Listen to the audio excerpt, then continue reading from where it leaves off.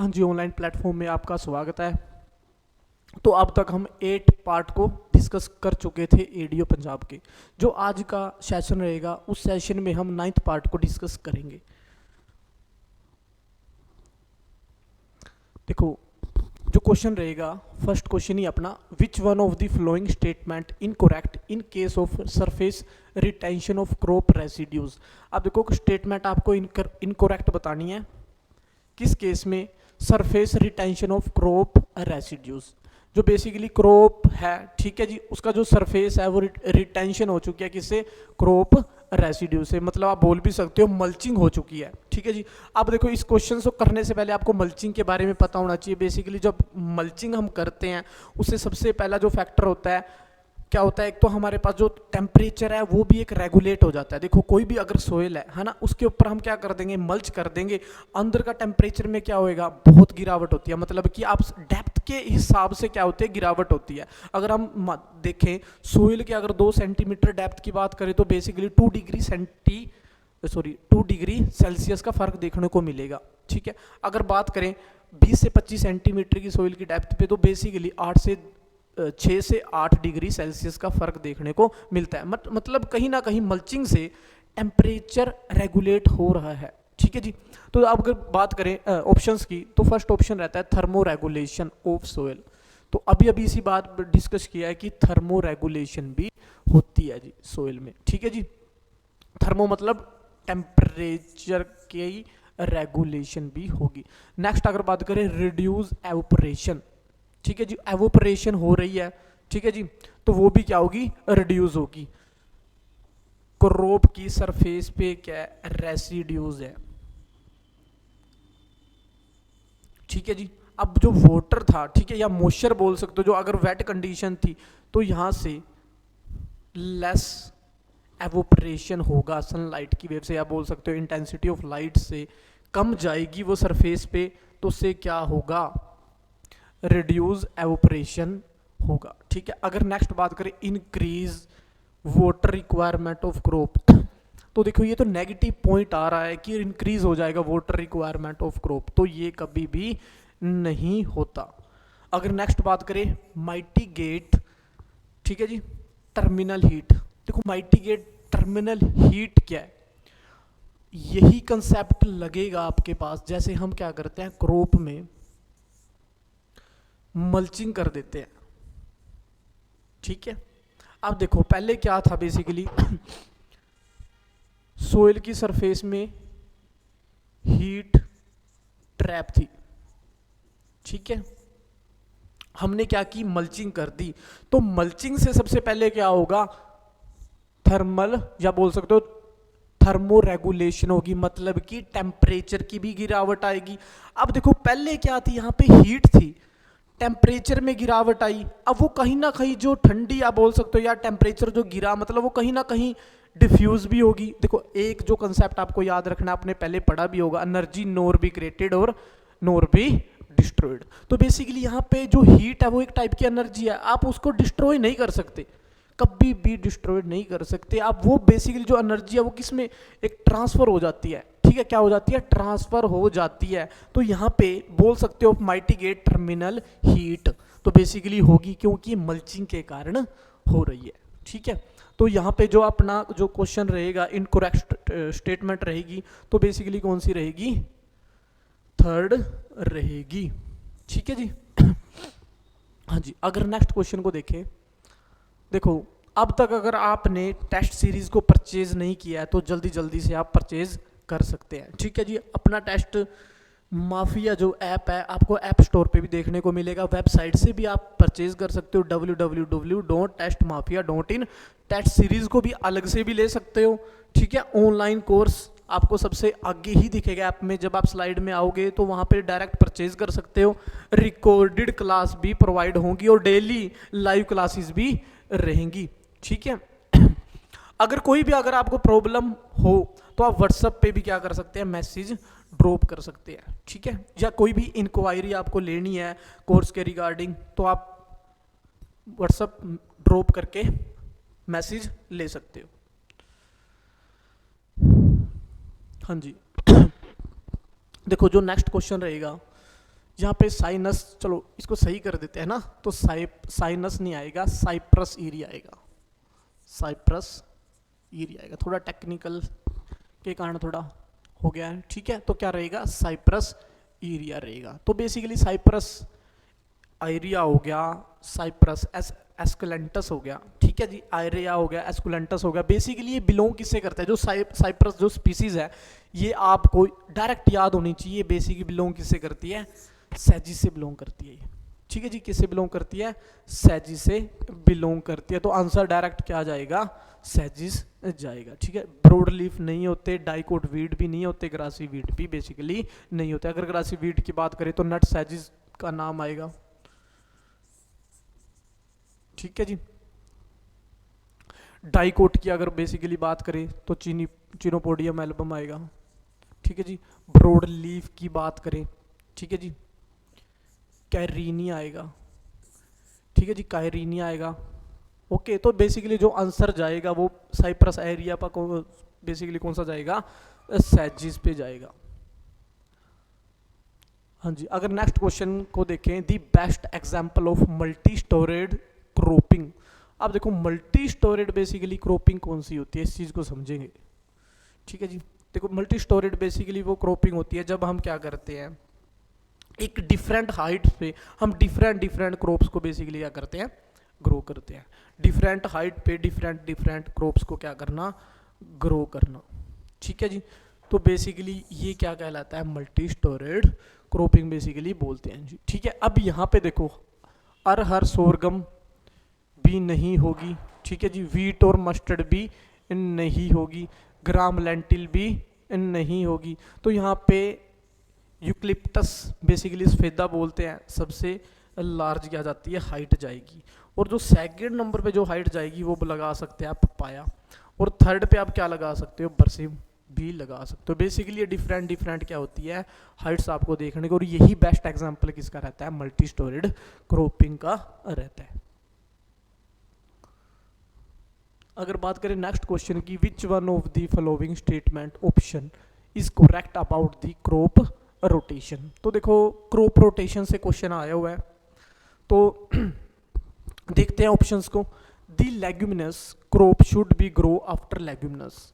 क्या आप ऐसा करोगे, एक लेग्यूमिनस क्रॉप को ग्रो करवा के दोबारा फिर उस लेग्यूमिनस क्रॉप को ग्रो करवाओगे, ऐसा कभी नहीं करते, ठीक है जी। क्रॉप रोटेशन में कभी लेग्यूमिनस उसके बाद लेग्यूमिनस ऐसा नहीं करते। तो स्टेटमेंट बेसिकली क्या रहेगी, इनकोरेक्ट रहेगी। और याद रखना है यहाँ पे जो स्टेटमेंट पूछी गई है वो कोरेक्ट पूछी गई है, ना कि इनकोरेक्ट पूछी गई है।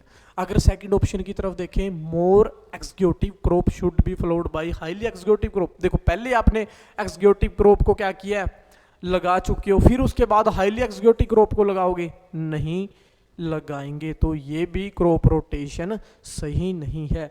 अगर बात करें थर्ड ऑप्शन की, crop having shallow root should be succeeded by deep rooted crop. तो देखो यहाँ पे crop having shallow root system, पहले क्रॉप थी जो आपने लगाई थी, उसका रूट सिस्टम क्या था, शैलो था, ठीक है जी। फिर उसके बाद आपने देखो दो क्रॉपिंग होती है, एक होती है प्रोसीडिंग और एक होती है सक्सीडिंग। तो यहाँ पे सक्सीडिंग का पूछा गया है। सक्सीडिंग मतलब कि जो ये फर्स्ट क्रॉप है इसके बाद नेक्स्ट क्रॉप कौन सी होगी, तो बेसिकली वो कौन सी होती है, सक्सीडिंग क्रॉप होती है। तो यहाँ पे इन्होंने कहा कि पहले वाली कौन सी थी, शैलो रूटेड थी, नेक्स्ट जो सक्सीडिंग क्रॉप आप लगाओगे आप डीप रूटेड क्रॉप लगाओगे। यस, तो कब हमेशा क्या करते हैं, अगर आप ये पैटर्न रख रहे हो तो यहाँ ये सबसे बढ़िया क्रॉप रोटेशन रहेगी। अब देखो बेसिकली क्या होगा, हम क्या करते हैं, न्यूट्रेंट डालते हैं, तो न्यूट्रेंट बेसिकली लीच डाउन होके नीचे चले जाते हैं, क्या करें, लीच डाउन होके ड्यू टू नीचे चले जाएंगे, वाटर के साथ भी जा सकते हैं। बट अगली जगह नेक्स्ट क्रॉप हम क्या कर रहे हैं, डीप रूटेड लगा रहे हैं, तो डीप रूटेड में जो लीच डाउन हो चुके थे तो वहाँ से भी अब्जॉर्प्शन कर सकती हैं रूट्स। तो नेक्स्ट क्रॉप में बेसिकली फर्टिलाइजर्स कम रिक्वायरमेंट होगी, ठीक है, और सोइल डिग्रेडेशन भी कम होगी। तो बेसिकली सबसे बढ़िया जो आंसर रहेगा वो क्या रहेगा, crop having shallow root system भी succeeded by the deep. But next अगर कुछ ऑप्शन को देखें, the crops of same botanical family should be grown continuously, नहीं, सेम बोटेनिकल फैमिली की क्या आप सूट करोगे ग्रो? कभी भी नहीं करोगे। तो ये भी ऑप्शन गलत है। तो ऑप्शन सही कौन सा रहेगा? Crop having shallow root should be succeed by the deep rooted crops. ठीक है जी। हाँ जी, अगर नेक्स्ट बात करें 86 क्वेश्चन की, ठीक है जी। देखो 85 क्वेश्चन को हम अभी पढ़ेंगे क्योंकि उसमें थोड़ी स्पेलिंग मिस्टेक्स है, तो उसको अभी सही कर लेते हैं, ठीक है। तो देखो बात करें अगर 86 क्वेश्चन की, तो emergence of inflorescence panicle in sugar cane. देखो शुगर की डायरेक्ट इनफ्लोरोसेंस पूछी गई है, तो बेसिकली कौन सी होती है? एरोविंग होती है। क्या रहेगी? एरोविंग रहेगी, ठीक है जी। तो डायरेक्ट देखो सिल्किंग किस केस में रहती है? मेज में रहती है। किस में रहती है? मेज में रहेगी। और मेज का कौन से पार्ट को सिल्किंग बोलते हैं? फीमेल पार्ट को, ठीक है जी। किसको बोलते हैं? बेसिकली फीमेल पार्ट को बोलते हैं। और एक ही बेसिकली जो मेज प्लांट होता है मोनोसियस नेचर का होता है, मतलब कि मेल और फीमेल क्या होता है? एक ही प्लांट पे प्रेजेंट होते हैं, तो उसको क्या बोलते हैं? Basically monoecious nature. और मोनोसियस नेचर में दो होंगे, मेल और फीमेल। मेल को बोलते हैं टेसल, फीमेल को बोलते हैं सिल्क। तो बेसिकली क्या बोलेंगे? सिल्किंग स्टेज बोलेंगे। टिलरिंग आपको पता ही है, फूट हो जाती है, जैसे राइस में टिलरिंग हो जाती है, कल्ले फूटना बेसिकली बोलते हैं, उसको बोलते हैं, ठीक है जी। शूटिंग, ठीक है जी, बेसिकली नहीं बोलते, ठीक है। अब यहाँ पे शुगर केन पूछा गया, तो शुगर केन के इसमें क्या पूछेंगे? एरोविंग होगी, ठीक है जी। इन्फ्लोरेसेंस क्या होती है? एरो होती है। और बेसिकली एरोविंग देखने को मिलेंगी। देखो अब तक अगर आपने क्या किया, एप्लीकेशन को नहीं परचेज किया या क्या किया, डाउनलोड नहीं किया ऐप स्टोर पे, जो तो जल्दी जल्दी टेस्ट माफिया के नाम से डाउनलोड कर लीजिए। और वेबसाइट कौन सी? www.testmafia.in, ठीक है जी। अगर बात करें टेस्ट सीरीज़ की, तो टेस्ट सीरीज़ कम से कम मोर देन 200 PDF आपको क्या होगी? अवेलेबल हो जाएंगी। ऑनलाइन कोर्सेज भी क्या रहते हैं? सारे के सारे आपको अवेलेबल हो जाएंगे। रिकॉर्डेड क्लास भी पहले से पढ़ी, और लाइव सेशन भी डेली का डेली आपको मिलेगा। हाँ जी, अगर नेक्स्ट क्वेश्चन की बात करें, the branches in cotton which bear fruit are called. देखो ब्रांचेस के बारे में पूछा गया, किसकी? कॉटन की। और बियर फ्रूट, जो फ्रूट कहाँ से किस ब्रांच पे बेसिकली लगेंगे, ठीक है। अब देखो जो ब्रांचेस की अगर बात करें, तो मोनोपोडियल ब्रांचेस सबसे पहले देखो ऑप्शन है मोनोपोडियल ब्रांचेस। अगर बात करें 2 टाइप्स की ब्रांचेस कॉटन में देखी जा सकती है, मोनोपोडल, ठीक है जी। और दूसरी कौन सी रहती है? साइमोपोडियल ब्रांचेस, ठीक है जी। अब देखो मोनोपोडियल जो ब्रांचेस बेसिकली होती है, ये होती है हमारे पास वेजिटेटिव ब्रांच। क्या बोलते हैं? वेजिटेटिव ब्रांच बेसिकली बोलते हैं, ठीक है। अगर बात करें सिम्पोडियल ब्रांच की, तो इस बेसिकली ब्रांच को क्या बोला जाता है हमारे पास? Reproductive branch. क्या बोला जाता है? रिप्रोडक्टिव ब्रांच भी बोला जाता है, ठीक है जी। अब बेसिकली यहाँ बियर फ्रूट किस पे लगेंगे? हमेशा किस पे लगेंगे? रिप्रोडक्टिव ब्रांच पे लगेंगे। तो किस ब्रांच पे लगेंगे? सिम्पोडियल ब्रांच पे लगेंगे। तो आंसर क्या रहेगा आपके पास? सिम्पोडियल ब्रांचेस रहेगा। हाँ जी। The optimum time for sowing of cotton in north India. तो यहाँ पे आपके पास ऑप्टिमम शोइंग टाइम पूछा गया है कॉटन का, और नॉर्थ इंडिया के केस में। तो बेसिकली डायरेक्ट ये कहीं पे भी नोट्स में अगर आप देखोगे, तो डायरेक्ट आपको देखने को मिलेगा, जो हम पहले भी पढ़ चुके हैं पिछले लेक्चर में ही। तो जो बेसिकली आंसर रहता है 2nd fortnight of April to the 1st fortnight of May, ठीक है। देखो शोइंग टाइम तो वही के वही रहेंगे, इनमें कोई भी चेंज बेसिकली नहीं होता। ये तो आपको याद डायरेक्ट करने पड़ेंगे। अब देखो which one of the following varieties of potato is tolerant to frost. यहाँ पे वैरायटीज पूछी गई है पोटैटो की, बताइए जो पाले से टॉलरेंट रहेगी। टॉलरेंट से क्या रहेगी? फ्रोस्ट से टॉलरेंट बेसिकली रहेगी। तो बेसिकली जो पाले से क्या रहती है? टॉलरेंट रहती है। तो कौन सी बेसिकली वैरायटी रहती है? तो वो रहती है शीतमान। तो कौन सी रहेगी? शीतमान रहेगी। अगर ऑप्शंस में देखें कौन कौन सी है, कुफरी सूर्या, तो बेसिकली कुफरी सूर्या किससे रहती है? हीट से टॉलरेंट रहती है, ठीक है जी। अगर बात करें ज्योति की, ठीक है जी, और कंचन की, तो देखो बेसिकली जो ज्योति रहती है हमारे पास, एक तो सबसे पहले याद रखना है आपको, शॉर्ट ड्यूरेशन वैरायटी रहती है, ठीक है। कंचन भी बेसिकली क्या रहती है हमारे पास? शॉर्ट ड्यूरेशन वैरायटी रहती है। तो आंसर क्या जाएगा? शीतमान वैरायटीज का ये आंसर जाएगा। हाँ जी, अगर नेक्स्ट क्वेश्चन की तरफ देखें, which one of the following species of genus saccharum is known as noble cane. तो यहाँ पे किस स्पीसीज को नोबल केन बेसिकली बोला जाता है, तो ये बताना है।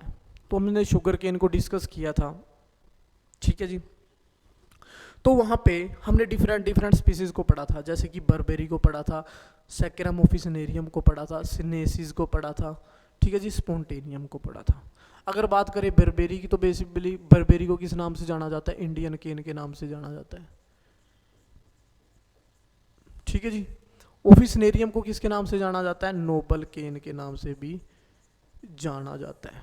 सिनेसिस की बात करें अगर, तो किस नाम से जाना जाता है, चाइनीज केन के नाम से जाना जाता है। स्पोंटेनियम को किसके नाम से जाना जाता है, बेसिकली वाइल्ड केन के नाम से जाना जाता है, ठीक है जी। तो बेसिकली क्या रहता है, कॉमन नेम्स रहते हैं डिफरेंट डिफरेंट स्पीसीज के। तो यहाँ पे आपके पास नोबल केन का बेसिकली पूछा गया, तो नोबल केन का क्या रहेगा, सैकरम ओविसेरेनियम आंसर रहेगा। तो हमारा एक क्वेश्चन रह गया था पीछे, उसको भी देख लेते हैं, ठीक है जी।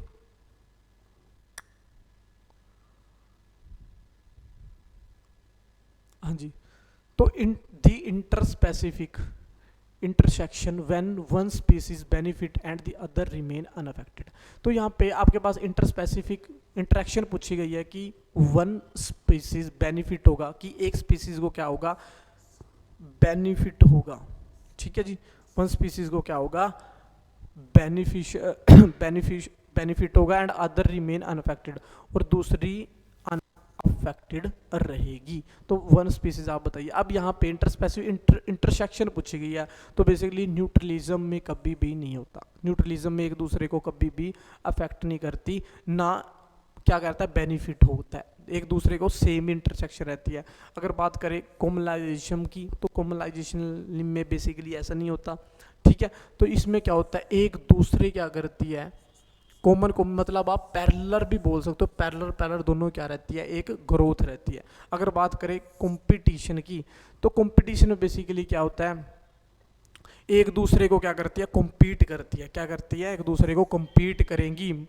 तो कॉम्पीट करेंगी तो दोनों पे अफेक्ट जाएगा, बट यहाँ पे क्या बतानी है, एक को बेनिफिट होता है, अनदर रिमेन अनअफेक्टेड हो, ठीक है जी। तो बेसिकली क्या रहता है, अमनैलिज्म बेसिकली क्या रहता है, आंसर रहता है, क्योंकि इसमें हम बेसिकली वन स्पीसीज बेनिफिट रहती है और अदर स्पीसीज में क्या रहता है, अनअफेक्टेड बेसिकली होती है। तो आज के सेशन में इतना ही, तो मिलते हैं नेक्स्ट सेशन में, थैंक यू।